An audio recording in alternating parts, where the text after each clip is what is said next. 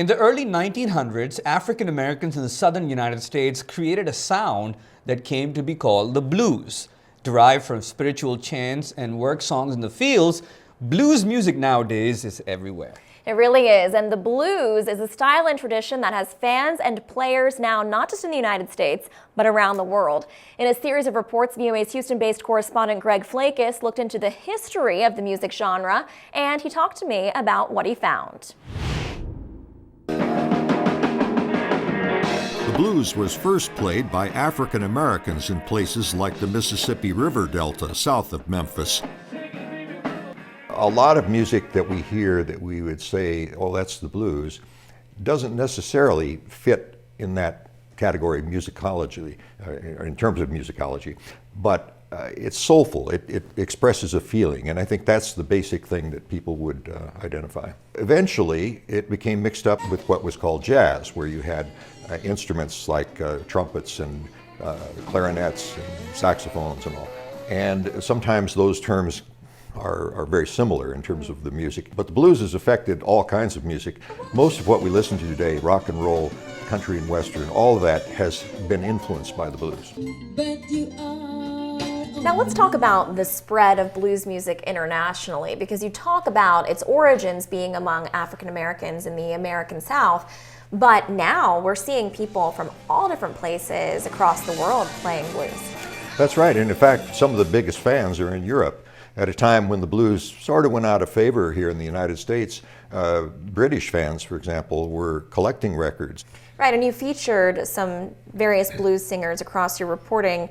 Tell us about some of those singers and performers, and maybe the stories that struck you most. Well, what I found was that in Houston, where I'm based, there were a lot of clubs playing blues, and there were a lot of up-and-coming groups playing there. And when I started investigating this, I found out that actually Houston had quite a tradition of blues music. And of course, one of the most famous people was Lightnin' Hopkins, who lived most of his life in Houston and became world famous for his style. And Ray Charles lived for a while in Houston. So it was interesting to see how these younger people today are tapping into that heritage and keeping it alive and doing it in their own way. Eric Huvestal, who sings with the White Lightnings from Houston, is a fan of his city's most famous bluesman, the late Lightnin' Hopkins. Houston blues has a lot of history, and Lightnin' Hopkins is definitely one of the forerunners. So I wanted to respect that, and so we named the White Lightnings in honor of Lightnin' Hopkins.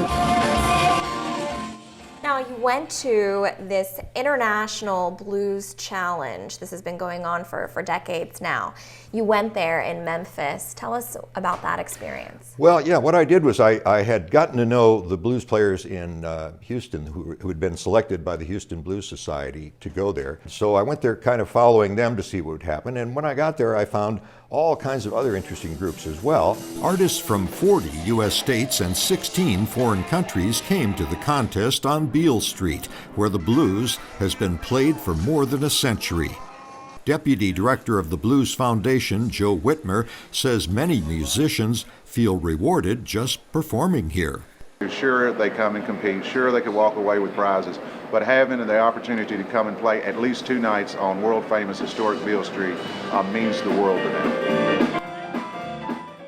One of the major aspects of your reporting, you did a story on women and the blues, and that's a very interesting history. Yes, because the women were among well, in fact, they were the first recording artists in terms of blues hits, Ma Rainey, for example. But over the years, men came to dominate it, and today most blues groups are either men or they might have one female. So some of the female players have taken to the fore and are trying to, find more of a niche for themselves and promote themselves more.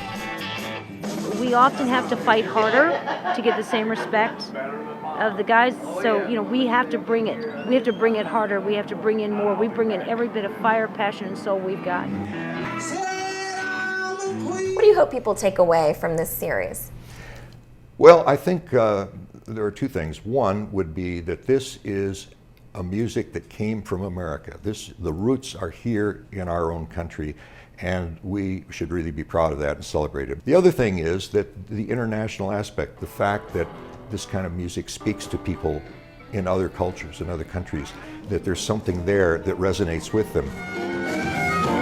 The blues seems to be universal. It seems to touch people in many different countries, in many different areas of the world.